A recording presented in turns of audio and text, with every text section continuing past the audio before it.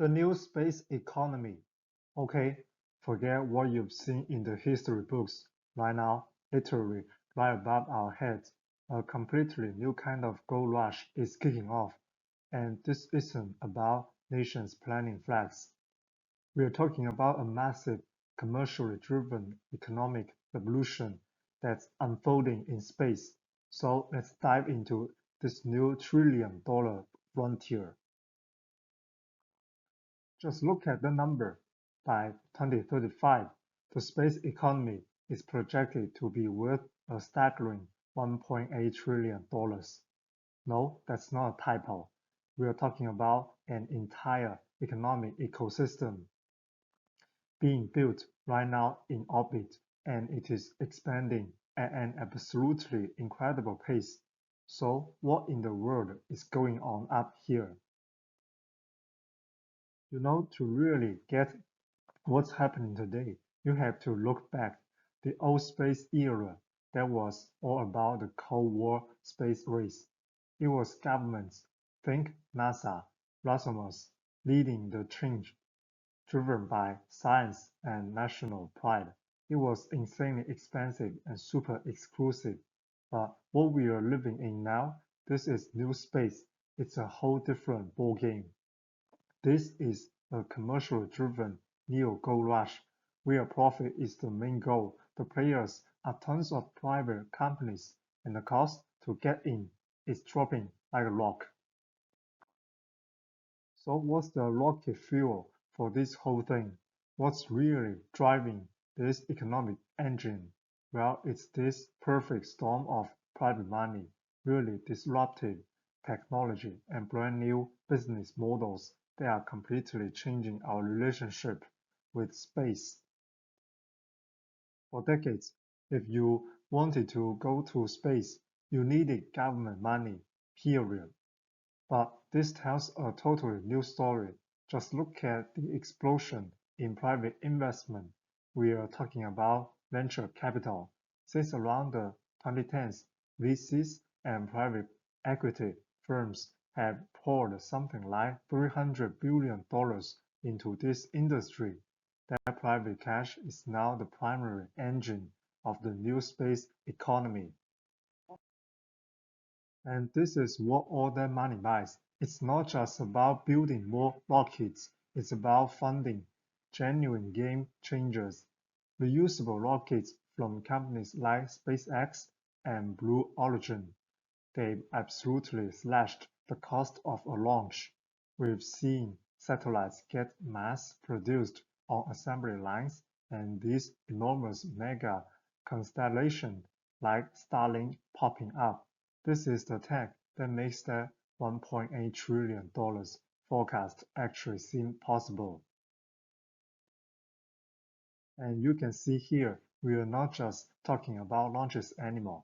The new space economy is this really diverse ecosystem. Of course, you have the launch services, but you also have all the ground equipment.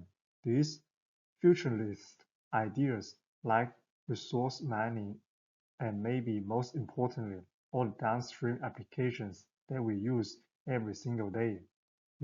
Things like satellite internet or the GPS and imaginary that the power Apple Maps on your phone. It is a complete value chain from Earth to orbit and right back again.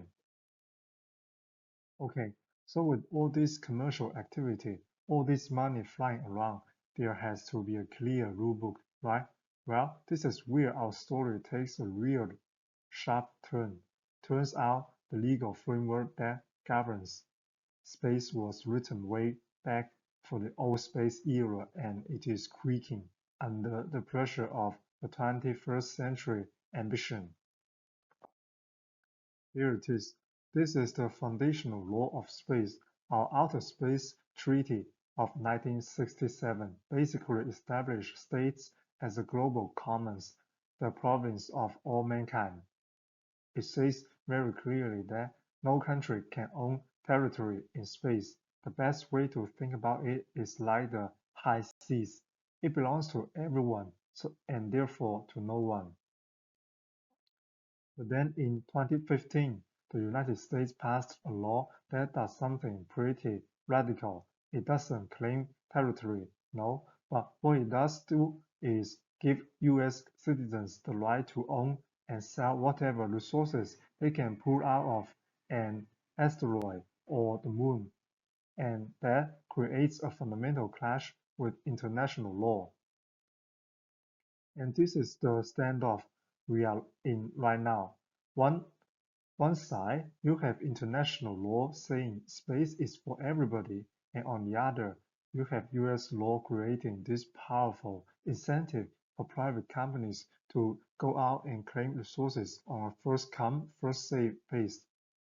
This huge legal gray area has created a genuine wild west environment, and it's fueling a gold rush with very few rules.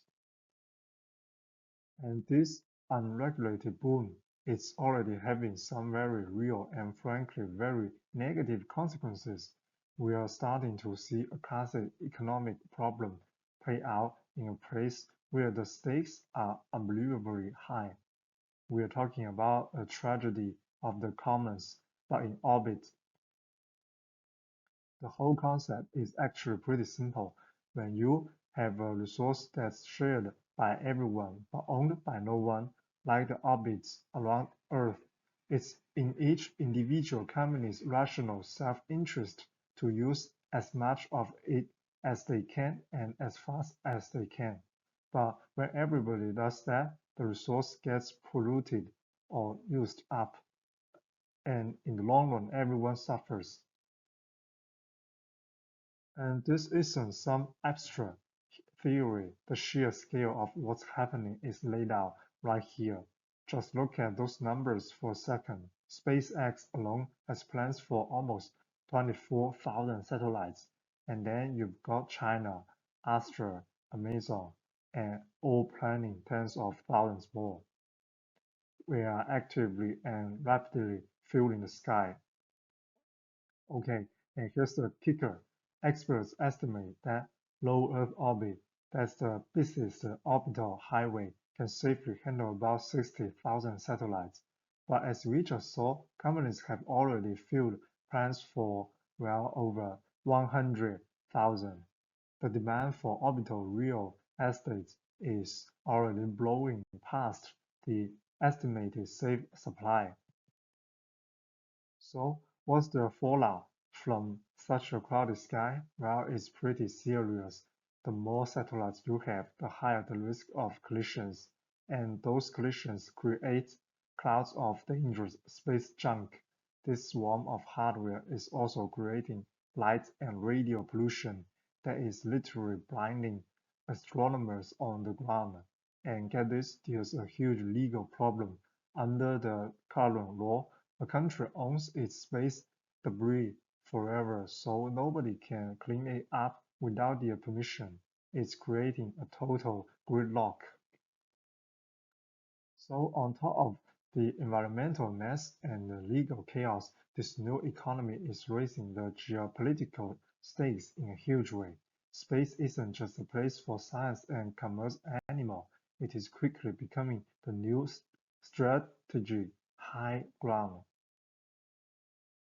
And you don't have to take my word for it. This quote from the German Federal Ministry of Defense says it all.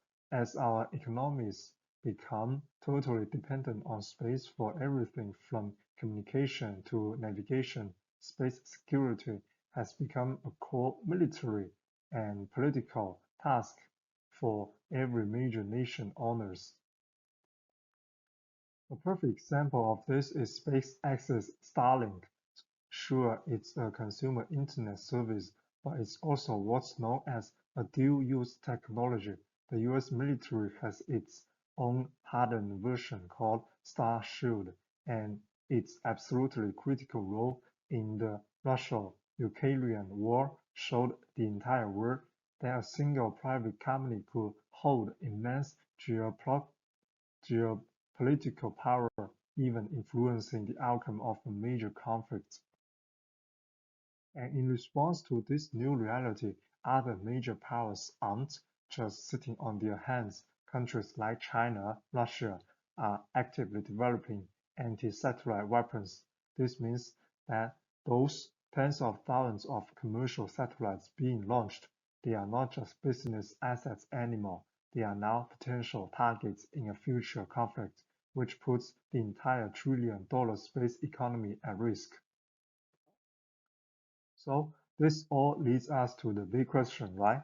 How do we move forward from here? How do we actually reap the incredible benefits of this new economy without triggering a tragedy of the comets or even worse, a conflict in orbit? The challenge is to find that balance between progress and peril. Well, experts are proposing what's basically a three-step framework. First, we need to create a system for international governments for space. Think of it like air traffic control, but for orbit. Second, we have to update those laws from the 1960s to deal with modern problems like who owns space resources and who has to pay for cleanup. And third, we need to mandate sustainability, make things like deorbiting all satellites a requirement for every launch, not just a suggestion. Which leaves us with this final critical question. The new space economy is happening whether we are ready or not, and it is filled with both unbelievable promise and immense peril. As we wanted stand here at the dawn of this brand new age, the choice is really ours. Are we going to repeat the same old mistakes of the past, or we can finally learn to manage a global commons for the benefit of all humankind?